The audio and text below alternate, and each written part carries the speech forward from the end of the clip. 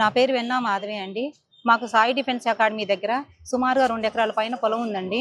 ఇది మా వంశపారపు ఆస్తి. మా అత్తగారు మా పిల్లల పేరిట పెట్టారండి. దీన్ని కోటపాటి మల్లికార్జున అనే అతను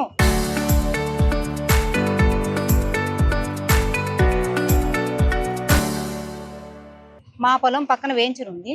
అతను దానికోసమై మమ్మల్ని గతంలో అడగగా మేము వ్యవసాయ కుటుంబం కాబట్టి వ్యవసాయం చేసినట్టు కావాలంటే మమ్మల్ని గోడబెట్టి బెదిరించి నీరు రాకుండా చేలో మమ్మల్ని పంట పొలం వేసుకోనికుండా మమ్మల్ని బాగా ఇబ్బంది పెట్టారండి.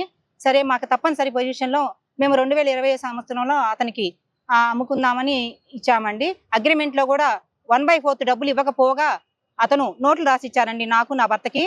సరే మళ్ళీ మేము మిగిలిన డబ్బులు ఇవ్వమని అడగగా మీ దిక్కున్న చాట చెప్పుకోకండి నేను ఇవ్వను అని చెప్పి మా పక్కనే 10 ఎకరాలు కొన్నారు కానీ మాకు 10 పైసలు డబ్బులు ఇచ్చారు. తర్వాత అలాగ మేము అడుగగా తర్వాత వాళ్ళ కుటుంబ విషయాల వాళ్ళ కలహాల వల్ల 2021లో వాళ్ళ కన్న కొడుకు వాళ్ళ తల్లి వాళ్ళ అక్క బావ వాళ్ళందరూ కలిసి వాళ్ళ నాన్నగారు చంపిన సంగతి మనందరికీ తెలిసిందేనండి. తను ముద్దాయిగా శిక్ష అనుభవించి తర్వాత రిలీజ్ అయ్యాడండి. 2022లో వచ్చి మళ్ళీ మా పొలం డబ్బులు ఇస్తారా లేదని మా కాడికి వచ్చి బెదిరిస్తే బాబు ఇవాళ జిల్లాలో ఈ రేట్లు పెరిగినాయి. కోటపాటి సాయికృష్ణ, కోటపాటి తిరుపతమ్మ, నూతంగి చాణిక్య, వాళ్ళ భార్య మాధవి, అతని పేరు శ్రీను, ఒకటి గాడిపర్తి శ్రీనివాసరావు, వాళ్ళ కొడుకులు ఇంకా మరి కొంతమంది అనుచరులు వేసుకొని వచ్చి పొద్దుకు సుబావులు కొట్టను వచ్చేది చేను మీదకి మమ్మల్ని బెదిరిస్తున్నారండి. ఇలా ఎందుకయ్యా ఇలా చేస్తామంటే ఇస్తారా చేస్తారా మేము మిమ్మల్ని చంపేస్తాము, మాకు ఇదే మా కొత్త కాదు, మా తండ్రిని చంపాము, అదే వెంచర్లో వైశాస్ అతన్ని తడికిమల్ల రమేష్ అతన్ని చంపాము, మిమ్మల్ని కూడా ఇంతే చేసేస్తాము మీ ఇష్టము, మాకు ఇస్తారా లేదా అది కూడా ఆ ప్రకారమే ఇవ్వండి అని మమ్మల్ని బెదిరించారయ్యా. ఇది అయ్యా మేము కష్టపడి పని చేసుకునే వాళ్ళం, మాకు ఇట్లా ఈ రేటుకి ఇవ్వని కుదరదని చెప్పగా కాదు పదే ఇట్లా వస్తే మేము గతంలో ఇదిగోండి 2022, 24, 25, 26లో 4 కంప్లైంట్ అతని మీద ఎఫ్ఐఆర్ బుక్ చేసినా కూడా ఇవాళ కూడా తిరిగి మేము కంప్లైంట్ మేము అతని మీద పెడితే ఇదిగోండి కంప్లైంట్ కాగితం వచ్చేసరికి ఇది కంప్లైంట్ కాగితం అండి.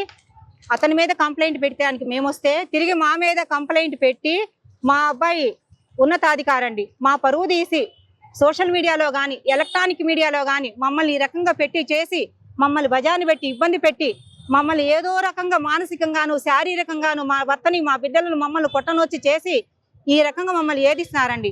మేము దయచేసి పోలీసు వాళ్ళు ప్రొటెక్షన్ కోరుకుంటూ మేము మళ్ళీ ఇక్కడ ఇదిగో ఈ రూరల్ స్టేషన్ కాడికి రావడం జరిగింది.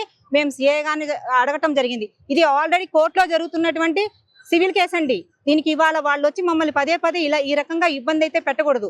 మా మీద ఇంకా వాళ్ళ అమ్మగారు వాళ్ళందరూ కలిసి తప్పుడు కేసులు పెట్టి మా అబ్బాయి ఒక ఉన్నతాధికారి మా అబ్బాయిని సోషల్ మీడియాలో కానీ అన్ని రకంగా ట్రోల్ చేసి మమ్మల్ని చాలా ఇబ్బందికరంగా ఏదిస్తున్నారండి. దయచేసి మేము ఇది కలెక్టర్ వారికి ఇచ్చాము, ఎస్పీ గారికి ఇచ్చాము, డిఎస్పీ గారిని కలిసాము, రూరల్ ఎస్ఐ గారిని కలిసామండి. దీనికి మాకు తగిన న్యాయం చేయాలండి. సిఐ గారిని కలుస్తానికి ఈ పూట వస్తే ఆయన మీరు ఎలా పెట్టారు మా మీద, మా బాబు ఎక్కడో జాబ్ చేసుకునే వాళ్ళు మిమ్మల్ని ఏ రకంగా బెదిరించారు, మీకు ఎవిడెన్స్ ఏది, ఏ రకంగా బెదిరించారు, తను మీతో ఎవరితోటైనా మాట్లాడారా, ఏ రకంగా అని మేము అడగంగా సోషల్ మీడియాలో వచ్చిన దాన్ని బట్టి నేను కేసు ఫైల్ చేశానని చెప్పి మాకు చెప్పి వెళ్ళారండి.